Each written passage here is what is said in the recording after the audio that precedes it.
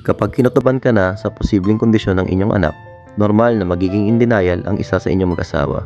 Kadalasang sasabihin ay, bata pa kasi yan. Normal naman yan. Talagang malilikot ang mga bata. Ano ka ba?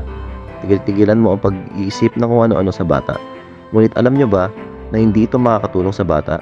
Mas mabuting magpakonsulta sa isang developmental pedia as soon as possible. Once na mapansin nyo ang mga sintomas ng autism o ADHD na tinatawag, din red flags.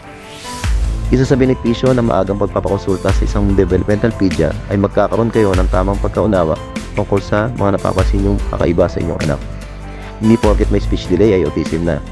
Hindi porket malikot ay ADHD na. Marami pang bagay ang dapat ikonsidera. Tanging mga DepEd lamang ang makakapag-diagnose sa kanila. At kung sakali ma-diagnose ang inyong anak at positibo sa autism or ADHD, ay dyan na papasok ang early intervention na malaking tulong sa development ng isang bata.